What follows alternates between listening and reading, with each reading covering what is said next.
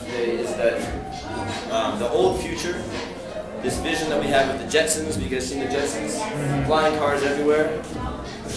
That for that to really happen, we might not have the resources on this earth for that. And if that does happen, it might mean there's other people on the earth who are living very, very, very poor.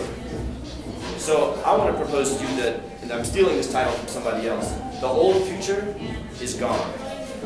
The old future, this idea that technology is just going to take us further, further, further, and we're all going to be living in flying cars, like the Jetsons, that is gone. Or even if it's there, that's not sustainable.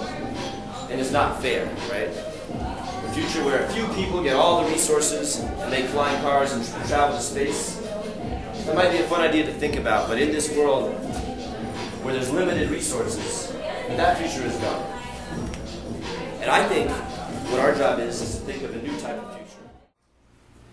It's kind of hard to believe that there's people starving out in the streets. That where you CEOs eat like kings. People in choppers that kill for beans. People Colombia down in Brazil. They have no more way to survive if they kill. They live a whole month only eating one meal. We think this is fiction, but God, it's so real. God, it's so cruel what these companies do. And why do they do it? Well, they do it for you. Because the customers first and the workers are last. And if one of them quits, they'll replace them real fast. But the workers won't quit. Because they need their 2 cents. Because they need to pay the bosses back the mortgage and the rent. This is all the cycle where the rich get richer and the poor get poorer. The rich live life while the poor live horror. Raising up for profit, not violence, silence.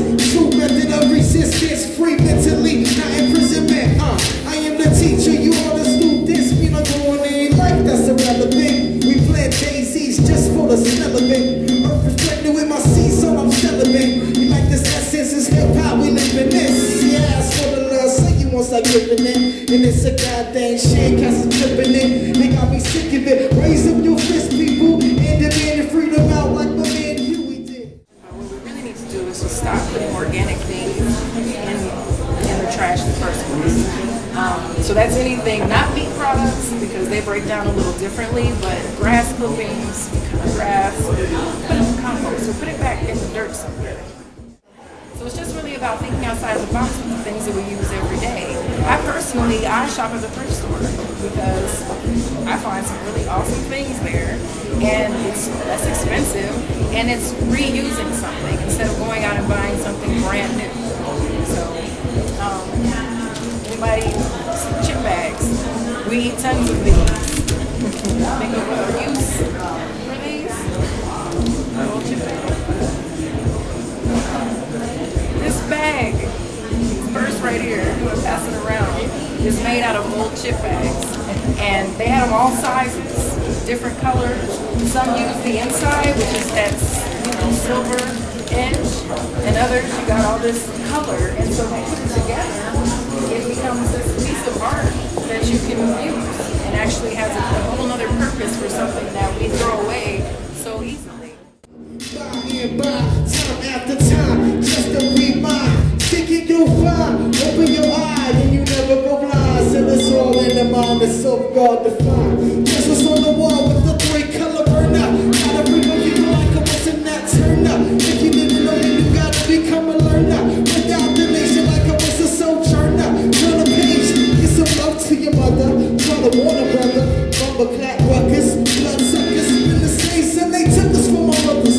Strikes in my veins, infiltrate, never entertain. Got me separated from the land, got me feeling the same. Who we really to blame? Was a overseer, oversteer. Basically, our red worms and their specialized composting worms, they can eat 3 times their weight pretty much every week. And so I started out with 1 pound of worms. I have close to 100 pounds of worms, and I do it all inside my house. I have a 675 square foot house, and I'm able to grow my worms. They live in my bedroom in bins, and then in my dining room as well. And so I have 3 kids that we all live, in the same house, and even my 4-year-old knows what that can be composted and fed to the worms. So all my kids are educated, and they help me feed the worms. And I go and I teach at different schools, and I actually give worms away to educational projects. So if you know that there's a school that wants to do a worm bin, I will go in and teach a workshop. You pass this around, and if you take a handful of the soil, smell it, because it smells like earth, and it's all very clean. So what I do is when I harvest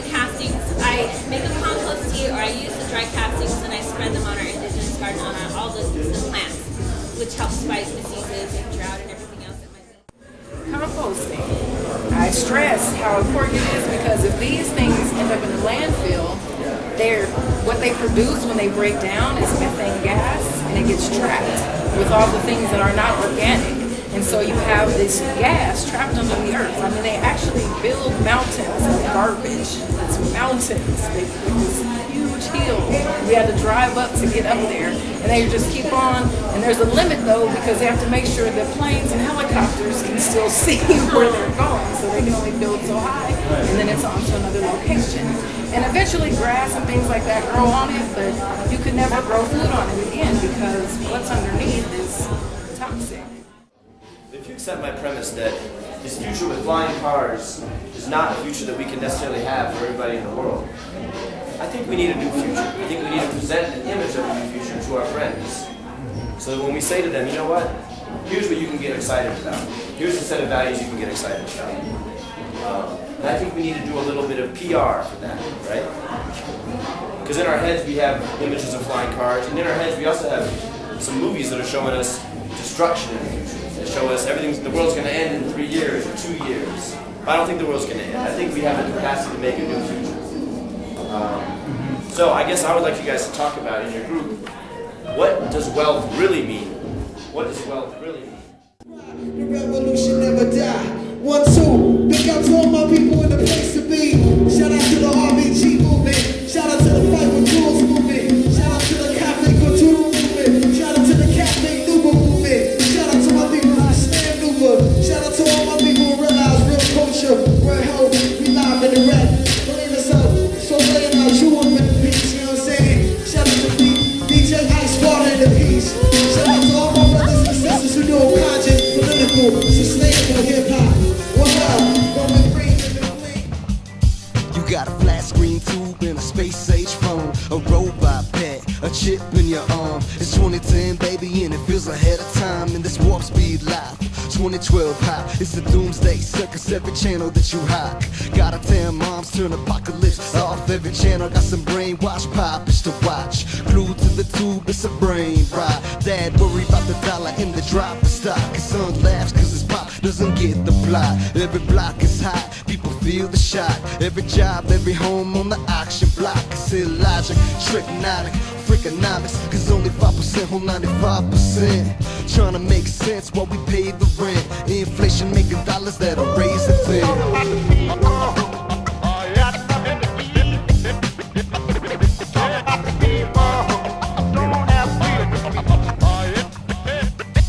In this land of milk and honey, ain't a damn thing funny. Crooks wear suits and they print fake money. There's a war for your mind, worth every penny. That's what I hear in the mile high.